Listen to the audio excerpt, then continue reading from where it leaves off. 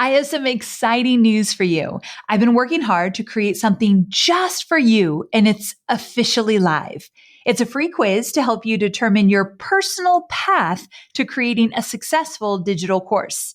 That means by taking just 2 minutes to complete this quiz, you'll discover my 3 proven approaches for creating a profitable digital course, and you'll find out which one you should take based on your experience, expertise, and where you're at as an entrepreneur. Not only will you find out what path is best for you, I'll even give you a step-by-step framework for bringing your digital course to life. So head on over to amyporterfield.com/quiz right now to find out your next steps to creating a profitable business that you love. I mean it. Go take the quiz right now. Don't wait one more second. amyporterfield.com/quiz. Your future business and digital course is waiting for you to take this first step. I cannot wait to see what you create. So amyporterfield.com/quiz to get started creating your stellar and profitable digital course. All right, let's jump into today's episode. Your customers want to see themselves reflected in the imagery that you produce. When you see yourself reflected, it allows your ideal customer to take the next step forward with you because they say, okay, I do belong here, or possibly I do belong here, and they want to learn more about you. But whenever they don't see themselves reflected, it has the potential to shut down all forms of communication or any possibility that they will become your customer or they will continue being your customer. So a great example of this is I was on Instagram a while back, and an influencer that I follow, she had an ad in her feed talking about these luxury, comfortable travel clothes that she had from this particular brand. And I was in a shopping mood and I was like, I want some really comfortable travel clothes. Yeah. So I clicked through to that brand and immediately I saw that none of the photos of the models looked like me. There wasn't anyone anywhere even close. And I went through the entire feed just because I was like, I was just on a mission to try and find something.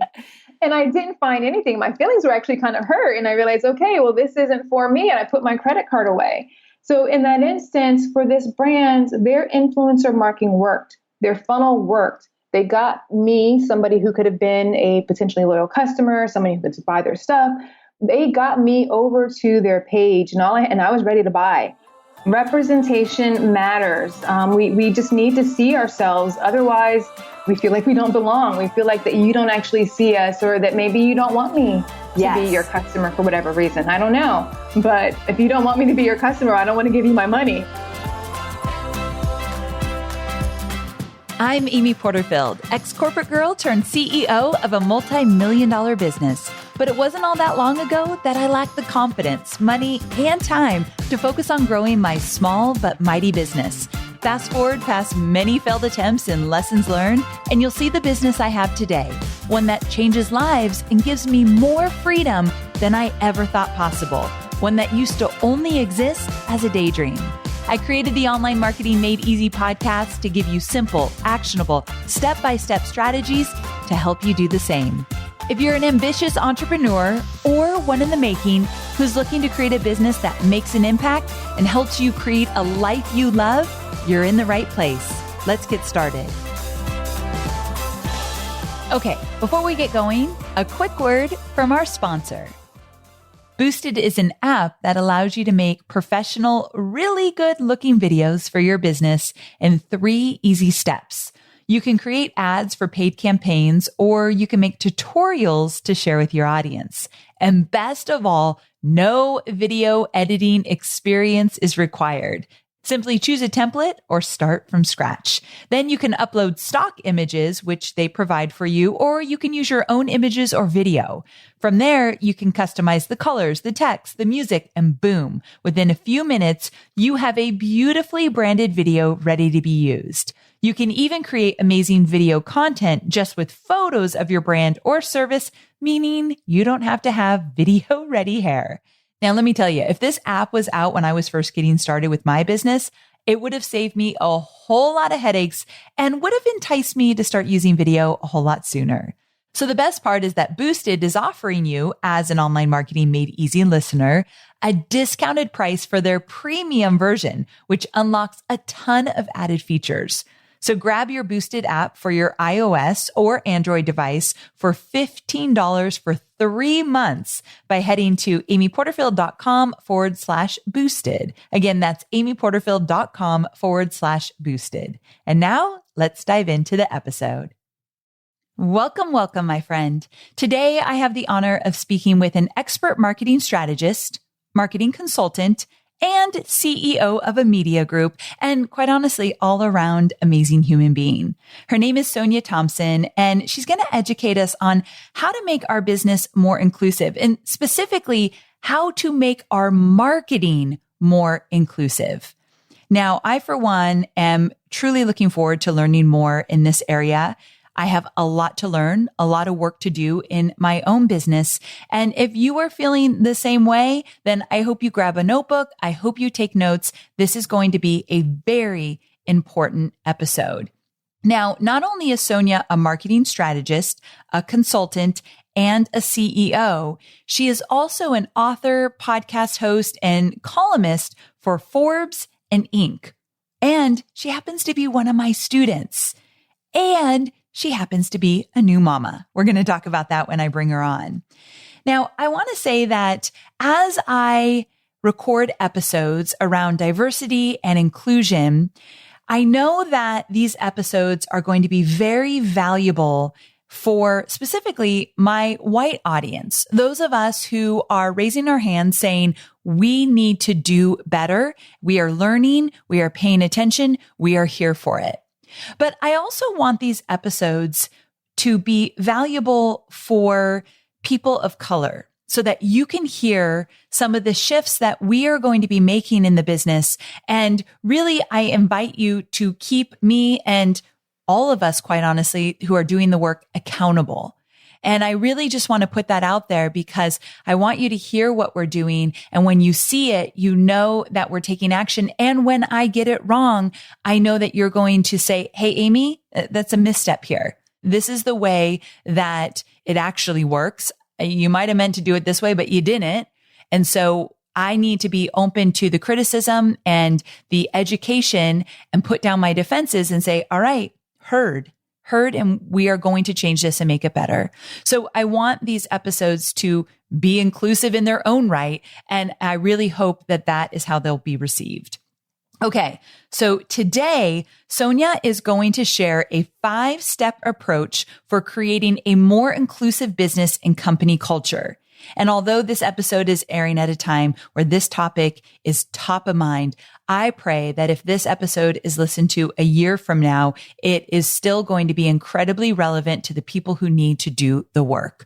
So this episode is meant to live on and really reach as many people as possible so that it can help us have more diverse businesses.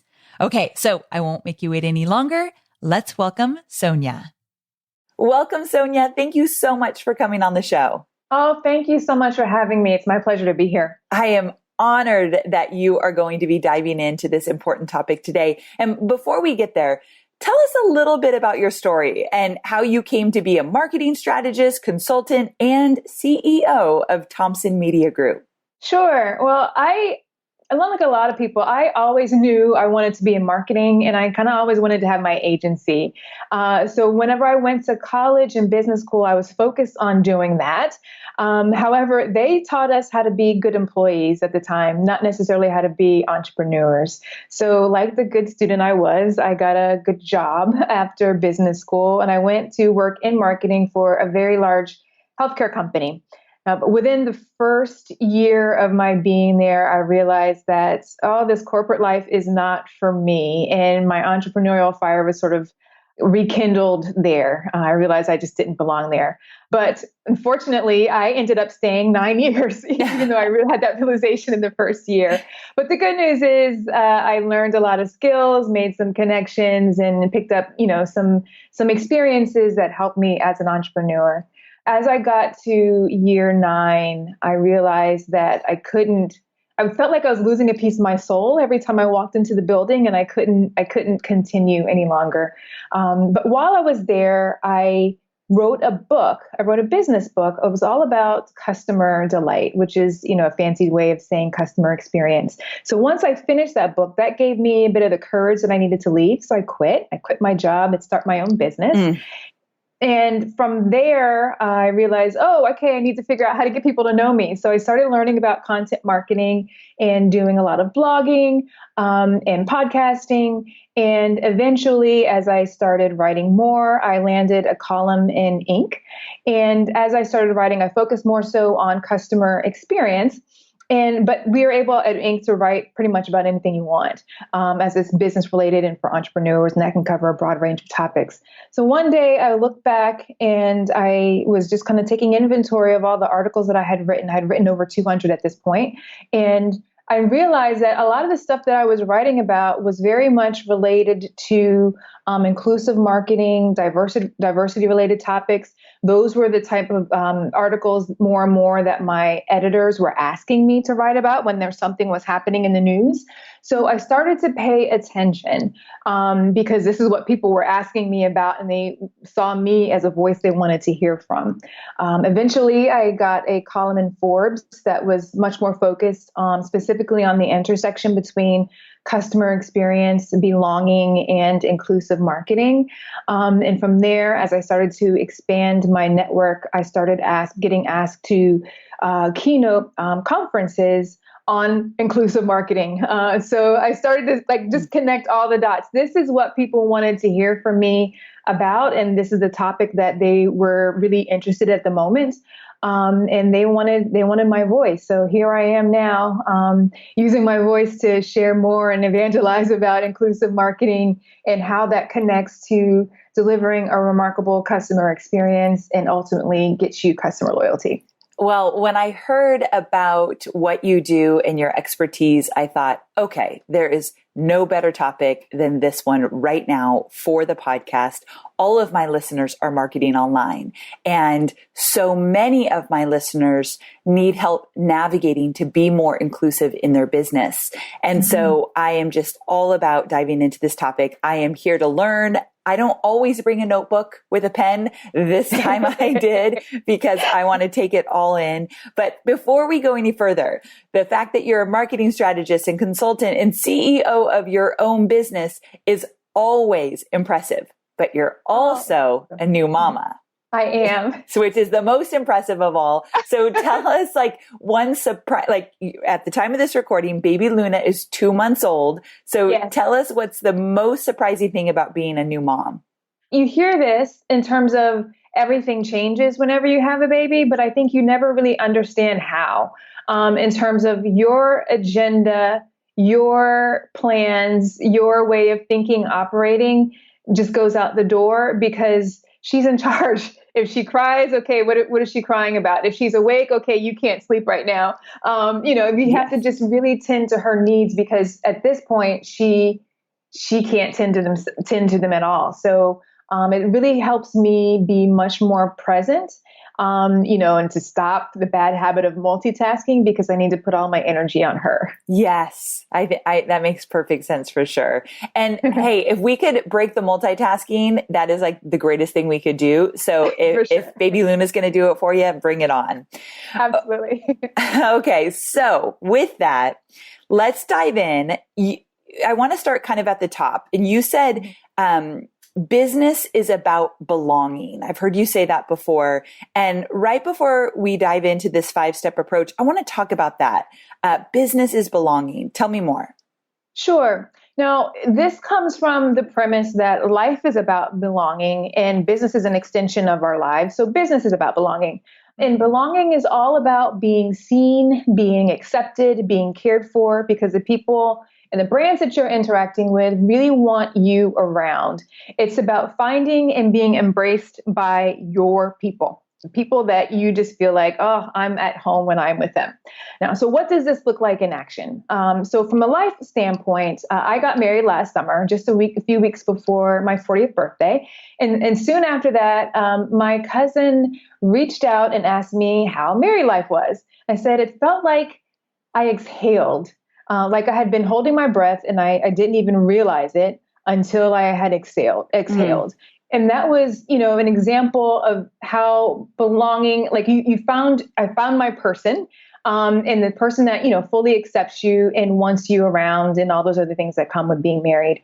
Now that's kind of how it played out for me in a very visceral way in terms of life, but it happens in a similar way in businesses as well. Now, I follow a gluten-free diet for health reasons. And so that means whenever I go out to restaurants, a lot of times it's kind of tricky because lots of places don't have anything available for me to eat, or there is a super restricted menu that I have to order from, and I have to ask lots of questions in advance just to make sure that what I'm going to eat is going to be safe for me to eat. Right. Well, here in Buenos Aires, I have been delighted to come across a few restaurants, but one in particular that is entirely gluten-free, which is absolutely amazing. And the restaurant is actually frequented by people who don't follow a gluten-free diet because the food doesn't taste like it's gluten-free. Perfect. It's a big deal. So whenever I ate there, the waiter came and he put the basket of bread on the table, and I was over the moon excited because I could actually eat the bread. And it was just an indescribable feeling. And, to be able to do that and knowing that I can order everything on the menu and I didn't have to be that person who had to ask all those questions before placing my order. And again, I had that moment of exhale. I felt like the owners, the people there, they saw me. They recognized who the challenges that I have as a person with a dietary restriction, and they made me feel like a normal person. They made me feel like I belonged and I wasn't sort of a bit of an outcast. And that's kind of how it plays out in business. I felt like I had found my people. So you can find your people in life and you can find your people in business because we're all human and we're all people. So you don't have to feel like you're separating those same emotions exist. And it's up to us as business owners to spark those feelings by sending the signal to our customers and the people that we want to serve that you belong here rather than the signal that this isn't for you. Okay, so this idea that business is belonging because life is about belonging really hits home for me. And as you know, I've been speaking publicly about the need for my business to be more inclusive, and I've got a lot of work to do. And over the last just 2 weeks, many Black women and women of color have reached out to me and they've said, Amy, I've wanted to buy your programs, but I look into them. I watch your webinars. I check out the sales page. I watch your videos. I can't see myself. I can't see myself in anything that you are talking about. And even with my testimonials quite honestly, I don't know enough yet. I need to be educated so much so that I don't even know where I need to go with this. That's why you're here. But I will say when I heard that, my heart broke. And I thought, I don't want to have a business where the women that I want to reach, I do want to reach all entrepreneurial women, but that includes Black women and women of color. So I want them to see themselves. I want them to feel at home. I want them to sit at the table and think, oh, I belong here. I have a voice here. I'm seen here. So this is an important episode. Thank you so much for doing this. First, I just want to thank you so much for spending the time with us here today and diving into this. Oh, it's a joy to be here. Oh, well, I can't wait. So let's do this. You have a 5-step approach to making your business more inclusive, especially from a marketing standpoint. And so can you first share what those 5 steps are? And then in true fashion of my podcast, we are going to dive into every detail step by step. For sure. All right. So the first one is to diversify your circle of influence, and we'll talk about more what that is, followed by reevaluating your ICA, which I know you talk about a lot, your ICA on your show. Right. Ideal customer avatar. Mm-hmm. Step 3 is to be intentional about representation. Number 4 is to make cultural intelligence a priority. And the last one is to wrap everything up and tie it up with a bow is to audit your customer experience. Okay. So step number 1, diversify your circle of influencers. I'm ready. Right. Okay. So this is all about expanding your frame of reference by spending time with and associating yourself with people whose background, life experiences, and ways of thinking are different from you. Everybody, every organization that we interact with influences us in some way. So we have to be intentional about making sure that we are getting the type of influence and that will have an impact on the way we think. But data shows that most of us have networks that are pretty homogenous. We tend to associate with people who look like us, who think like us, who have the same types of experiences like us. And as a result, the information that we hear, the information that we share, the way we think, it all becomes a bit like an echo chamber because it's all supporting what we already believe and what we already want to do. But that really has a profound impact on your perspective and that it limits it, especially when it comes to people who are different from you. And that makes it harder for you to understand them, to see them, and to actually, cater and adjust to if they need something that is different from what you're used to within your circle. Okay. Okay. So whenever you expand your circle of influence, and you interact and build relationships with others, particularly people who are different from you, you start to increase your awareness of how their needs may be different from yours and how you can make tweaks to make them still feel like they belong without having to change the core of who you are and still be true to yourself. So going back to that example that I mentioned where I follow a gluten-free diet, and now one of my sisters does it well. So prior to us having to change the way we eat, my mother had a little to no experience with people who had any sort of dietary restrictions. So she wasn't ever thinking about having to make accommodations for that. But now because of me and my sister, whenever we are around, my mother she's always thinking about us. She's figuring out, she's changing recipes. Whenever she goes to the grocery store, she's looking for and finding gluten-free items and gluten-free ingredients that she can use. And she'll even go as far as to make 2 versions of some of our family favorites, just so me and my sister will feel like we belong. We don't feel like outcasts. Yes. And for her to let us know that she still cares for us, she's still taking care of us, and she sees us and the needs that we have. And she's altering her approach to make sure that we still feel comfortable and that we don't feel like we have to eat before we come over. Yes. So we can make sure that we're full.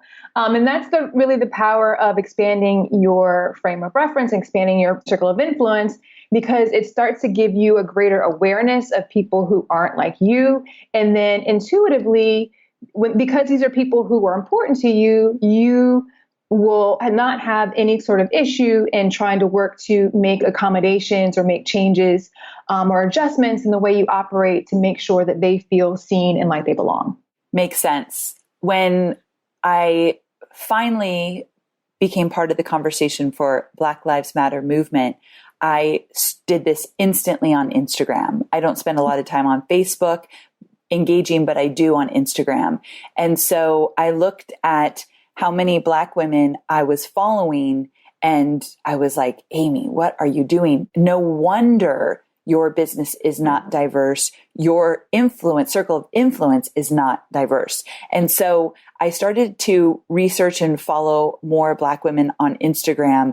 And I feel like a whole new world has opened up. And I know that sounds ridiculous, but it really is fun and exciting to learn about all these other badass women that are doing incredible things in their business, and they're doing it in different ways, and their approaches are interesting and unique and different than mine. And I feel like I'm getting this education on how to do business different or better. And I didn't even know that I wasn't doing that, which I know is an annoying thing to hear. I get that, but I didn't know how much I was missing. And now I'm like, holy cow, this is really awesome. Yeah, it's like a whole new world opens up. And as a business owner, you get a whole new set of skills. And that's why research shows that diverse teams perform better because they're more creative. They aren't so stuck in doing things the same way that they've always been doing them. And they just have a variety of different ways of thinking that helps them tackle problems in a different way, in a more innovative way that keeps them ahead of their competition. Yes, for sure. So some action items here when you're talking about diversifying your circle of influencers, what does the action look like? Now, it can be as simple as what you said you did. You started researching and following different people on Instagram and just kind of observing them and seeing what they're doing, what they're talking about, how they're approaching their businesses. That's a great first step. The next step that I would recommend is really starting to focus on building relationships with the people that you're getting to know, because the relationships will help accelerate your learning, and it gives you more of a stake in it, because the more you have a relationship with people, the more invested you are in working to say accommodate, because it sounds like you're going to have to account for somebody who's got a problem or an issue. But the more you're able to be inclusive of people who are different from you, and you've got more of an invested interest in making sure that they are included in whatever it is that you're doing, and you'll want to make sure that you adjust your approach so that they feel like they belong, and that they say, all right, Amy is my girl. We're going to hang out. We're in this thing, and we've got a vested interest together in achieving our goals. Yeah. So that relationship part is really important. And I'm thinking of one woman, her name is Jam Gamble, and she's on Instagram, and she teaches women, specifically women, how to slay the mic. So how to get up on stage and own your confidence and be authentically you and do your thing on stage. And so it wasn't enough for me just to kind of watch some of her videos and just be like, oh, this chick is really cool. It was more so like getting in the comments and having a conversation with her. And we just slowly but surely have started to get to know each other. And I don't know if it will air by the time this podcast episode comes up, but you know that movement people have been doing where white women have been sharing the mic with Black women on Instagram. Yeah. So I am going to do my own version of that. I think it's called hashtag keep sharing the mic. And I asked Jam to come do it. And I hope it all works out. It's supposed to happen before this episode goes live, but if not, it will happen afterwards. But it's going to be really fun, because I thought, well, if I am totally enjoying the relationship, the new relationship of getting to know her, my audience is going to just love her. So absolutely. I tell you this story to say, like, it's beyond just what I said, my first baby step, looking at what people are doing online and starting to follow them, but getting into relationship with them. And I'm glad you brought that up. Okay. So that's going to be really fun. I hope it happens before we air. So the next thing that you talked about, step number 2, is to reevaluate your ideal customer avatar, your ICA. Talk to me about that one. Right.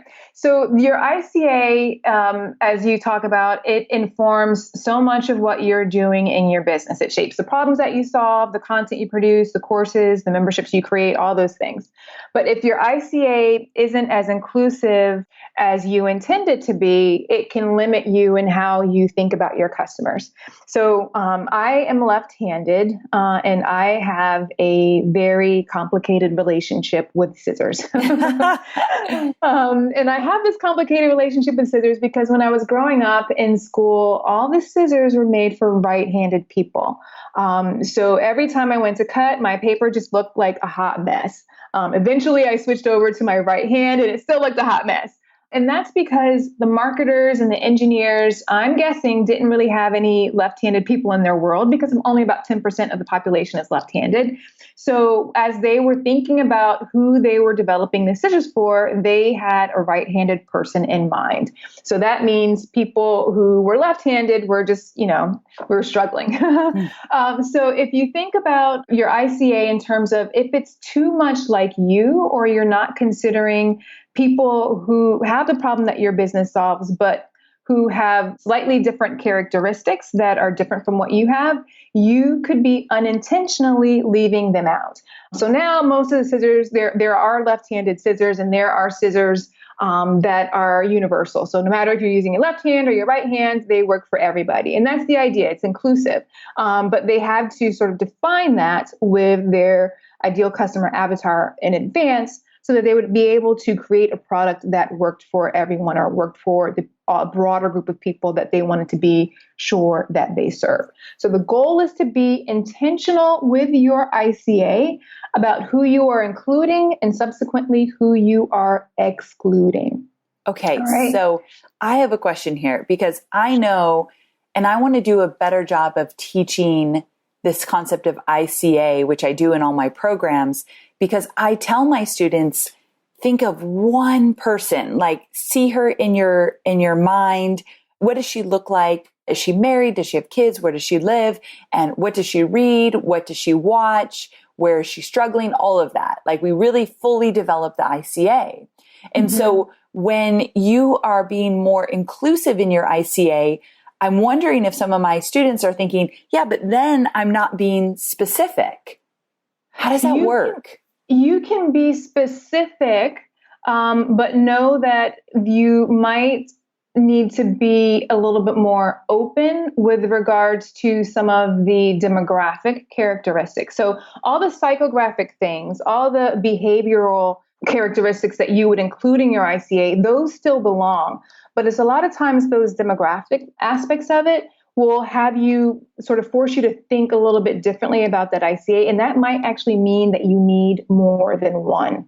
And that doesn't mean that you need to have 5 or 10, but just slightly change like who you want to speak to. Now, for instance, Gary Vee recently launched a Spanish language YouTube channel, social media channels. He's got all the things in Spanish right now. He surely had to create a separate ICA for that because all the psychographic characteristics might be exactly the same, but that one nuance in terms of, my primary language is Spanish, but I'm still an entrepreneur and I still want to learn how to do all these things and start my business, that caused them to slightly change their approach to be able to serve this particular customer. So be open to having more than one ICA because you might have to slightly adjust your approach, and having that level of detail helps you figure out how to do that.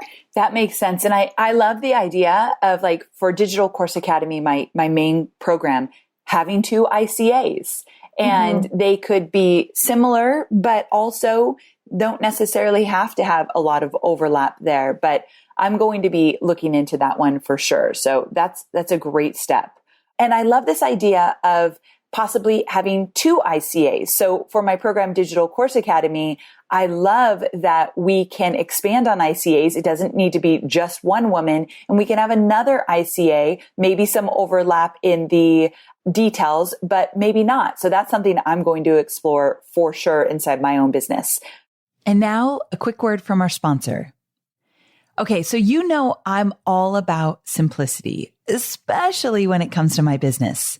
If I see a simple way to share my business and connect with my ideal customer, I'm all about it, which is why I love marketing on LinkedIn.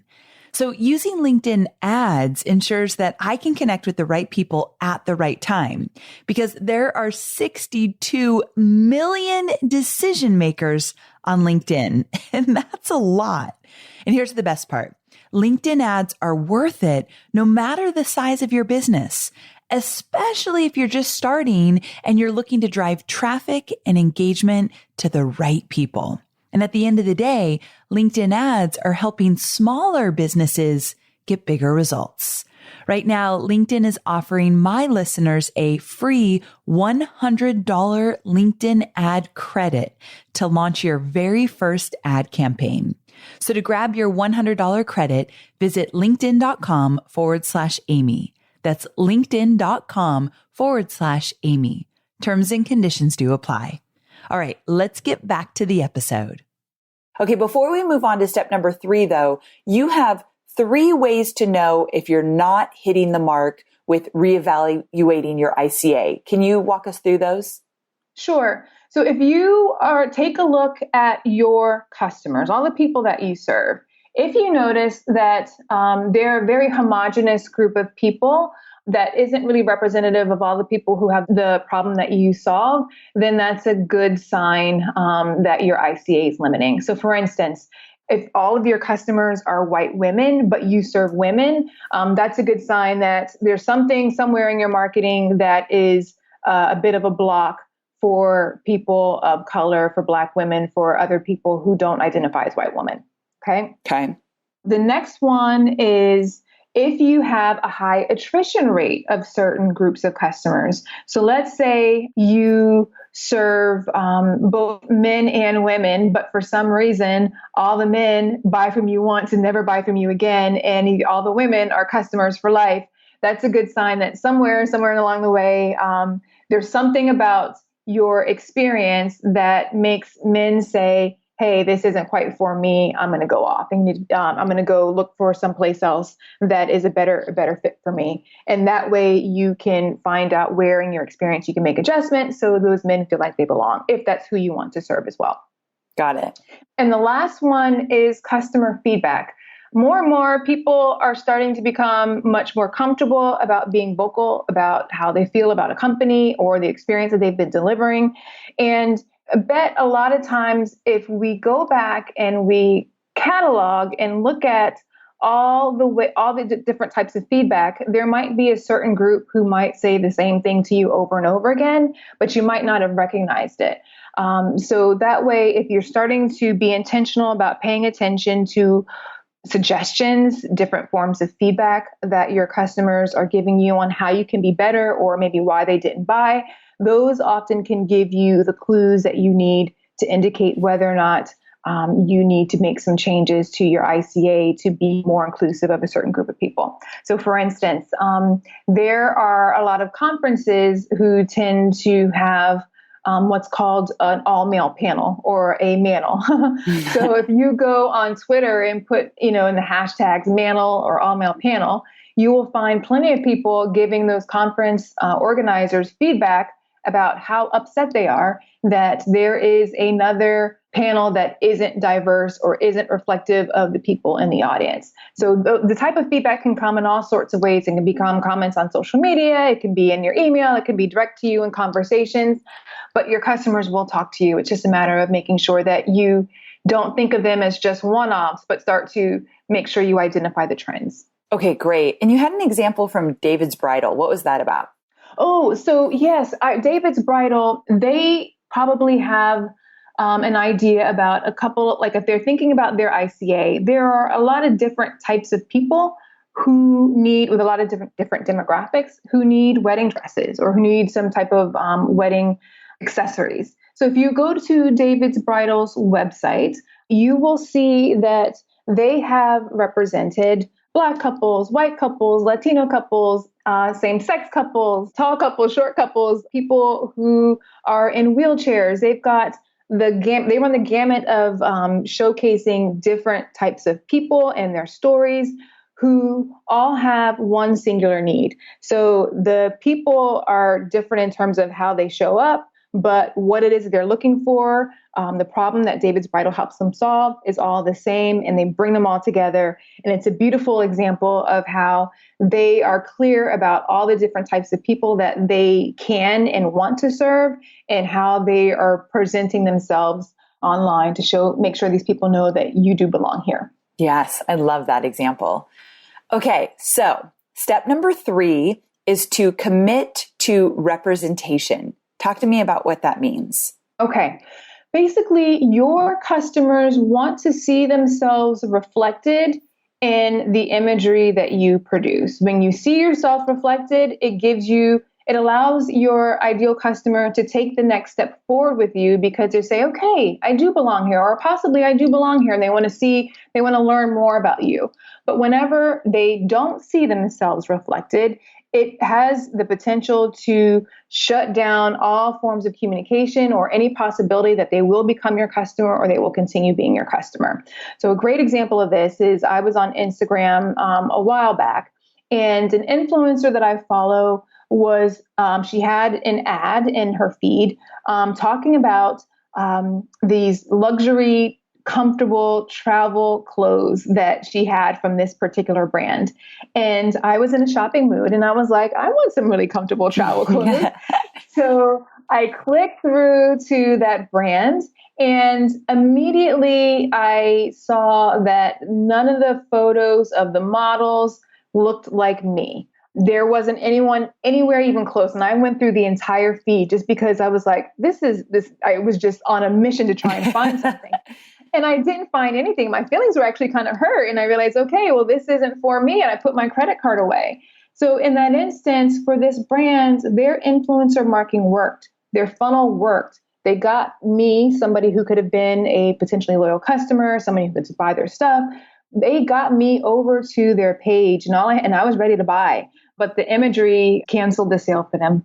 That's the interesting part, that the marketing funnel worked. The fact that they put their marketing mechanisms in place to attract you and get you over to their feed and pay attention and want to buy their clothes. All of that worked. But then when you saw the feed, you realized this isn't for me. Right. Right. Representation matters. We just need to see ourselves. Otherwise, we feel like we don't belong. We feel like that you don't actually see us, or that maybe you don't want me to be your customer for whatever reason. I don't know. But if you don't want me to be your customer, I don't want to give you my money, right? Right. I have a very specific example of this happening to me. So I have a DEI consultant, and she was telling me that before I actually hired her to work with me, she said, Amy, back in September 2019, when you launched Digital Course Academy, I bought your program. I felt included based on the testimonials that you used on your sales page. I saw women of color and I felt that I was included. So I bought your course.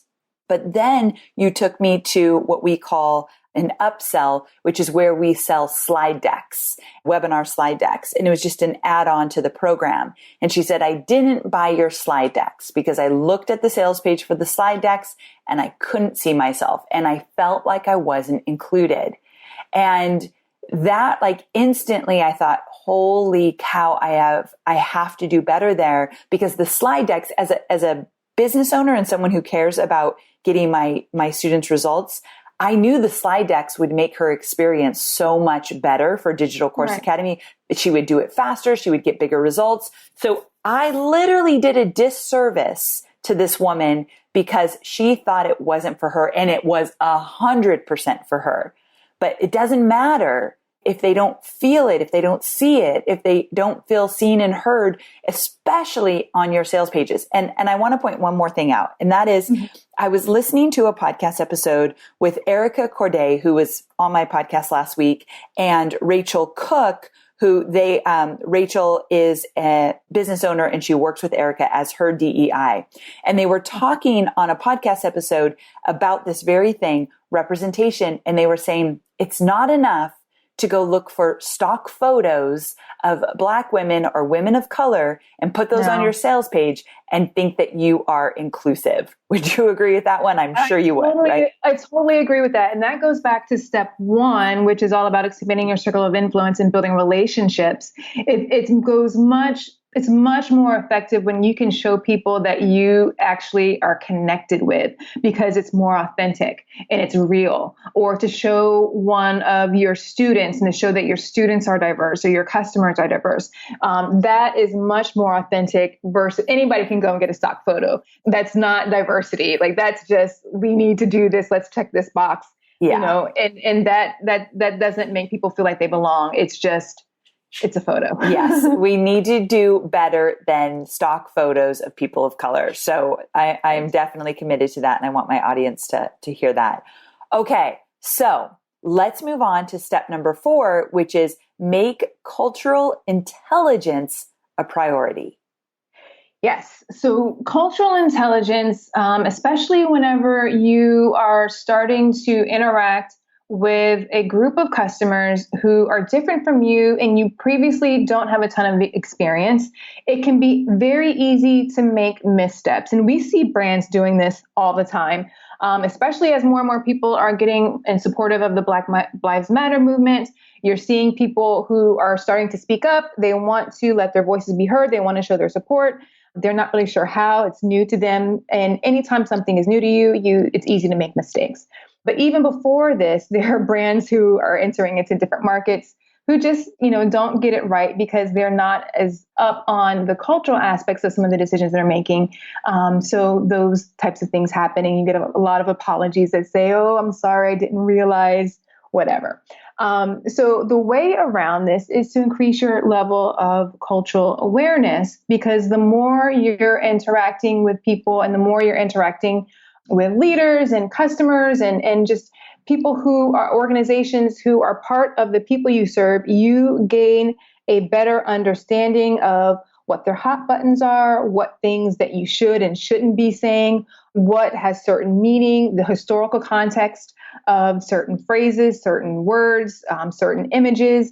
And that gives you a better idea of what you should and you shouldn't say. So the better you know your customer, the better you know the people that you want to serve, especially if they're not a part of a group that you belong to, the easier it will be for you to make sure that you aren't making these cultural missteps that kind of turn them off or offend them. So there's lots and lots of examples of companies who have done this. Give me one of them. The wrong way. Okay. One of the ones that happened late last year was Kim Kardashian. She launched a line of shapewear, and she initially called it kimono. That's right. So kimono, of course, Kim is a play on, it's got her name in it, which she does a lot of her brands, but the word kimono has a very significant meaning to Japanese culture. And of course, she wasn't launching kimonos, but even if she was launching kimonos, I think people would still have an issue with it. But they felt like she was involved in cultural appropriation. And as a result, there was lots of backlash. People were calling on her to change the name, and eventually she did. She got more educated on what that term, what that phrase meant to people within the Japanese culture. And eventually she, scrapped the name. She let go of the patents that she had filed on it and changed the name of the company to Skims, which was no harm done to anyone. Yes. I'm glad you brought up that example. And what made me think about this is that mistakes are going to be made.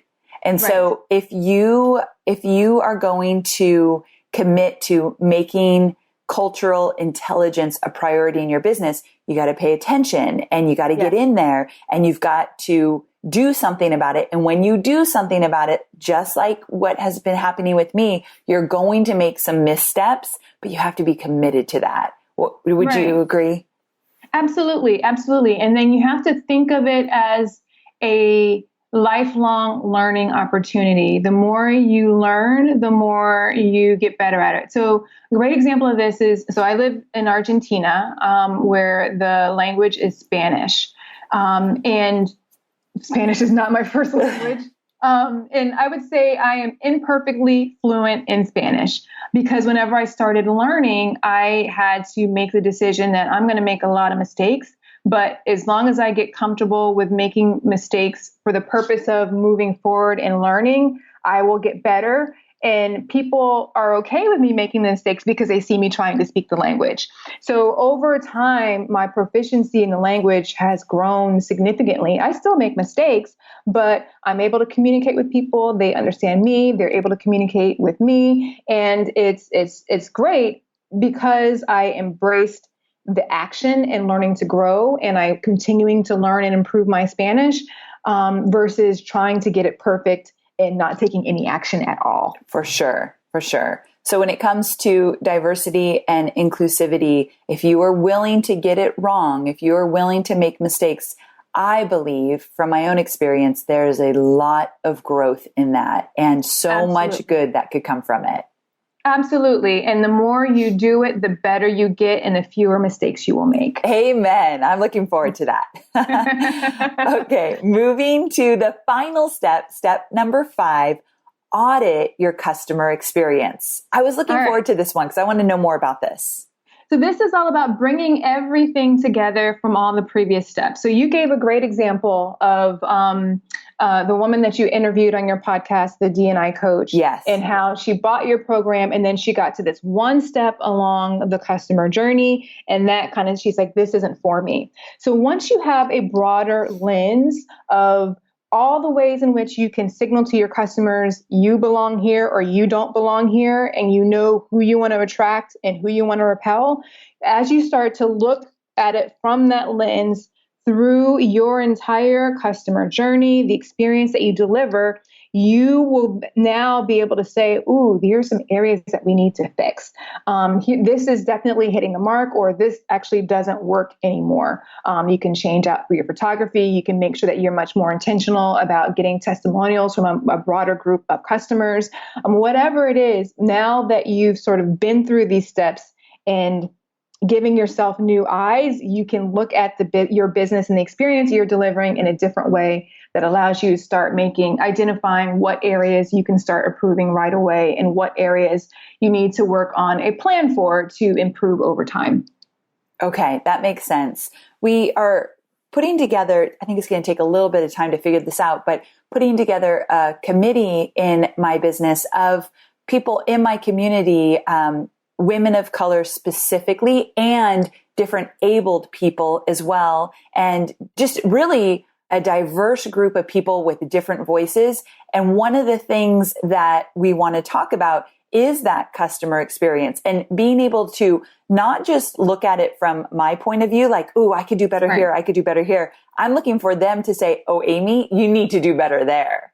Absolutely. Absolutely. So the baseline thing is for you to look at it. If you have the time and the resources, even better, like what you guys are doing, is to get your customers or people who meet your ICA to look at it and tell you how they feel about it. Yes, which will be very eye-opening, I think. So I have so many blind spots. And I think that's another thing to my audience that's looking to do better with diversity and inclusion.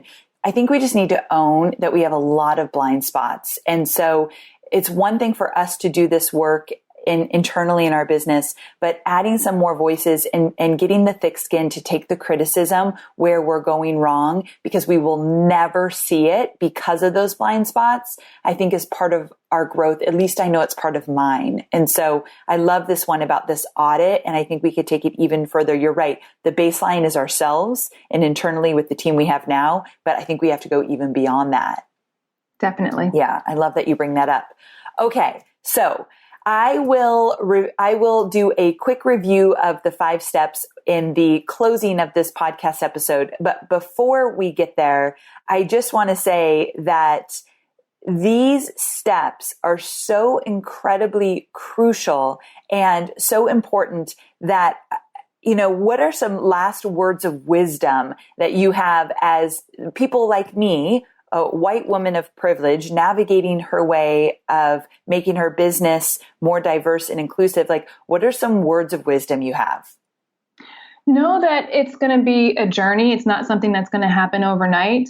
But you will get there step by step if you commit yourself to doing it. Not only is it the right thing to do, but this will be a growth lever for your business. Think of it in terms of not only closing a potentially leaky bucket that you might have, or plugging a hole in a bucket that you might have for your funnels, but also as a way to just continually attract more people as they look at what you're doing, they look at your journey, they look at your customer experience, and they say, I do belong here. She can help me. And they want to stay a while and take part in what it is that you're doing. Yes. It's worth it. Many female Black business owners who are also stepping up and having a voice in this movement, and many women of color as well, have said something over and over again that I have paid attention to. And I want to first preface what I'm going to say with, I am by no means fighting for and being a part of this movement because of any gain in my profits. So I just want to make that very clear. But what so many women have been saying is that, hey, listen, pay attention here. If you do this work, your business will actually grow. You're not going to lose clients. You're going to gain a whole new group of clients that never felt like they were part of your world. Would you agree with that? Absolutely. Absolutely. Because These are people who have traditionally been underserved, and they are looking for someone to see them, and to someone to meet their needs, for someone to make them feel like they belong, so they can, give them, not only they can buy from them, but they're a much more loyal audience because they've been so ignored by so many brands before. So whenever you do start to show them that you see them, you get them, you care, and you want them to be around, there's definitely not only an emotional reward, but definitely a financial one for your business as well. Yeah. So definitely if you're looking to grow your online business, which is what I teach you, pay close attention to this episode and what Sonia is teaching us here, because that is part of this experience for sure. So Sonia, thank you so much for coming on and bringing so much value and insight to my audience and myself. And I want you to tell everybody, how can they learn more about you and check out all that you have to offer? Where should they go? The easiest way to find me is to go to my website. It's soniaethompson.com. Or you can find me on social media. I'm on Instagram, on LinkedIn, and on Twitter. I'm also at Sonia E. Thompson, and on LinkedIn, Sonia Thompson. Perfect. And I will link to all of that in my show notes, so you guys can get every single link at amyporterfield.com/320. All right, Sonia, thanks again for being here. My pleasure. Thank you. Okay, talk about a knowledge-packed episode. I learned so much. I have some new ideas that I want to implement into the business, and I really hope that you feel the same. So let's recap those 5 steps that Sonia shared with us today. Step 1, diversify your circle of influence. I feel like that's the easiest baby step that you can take.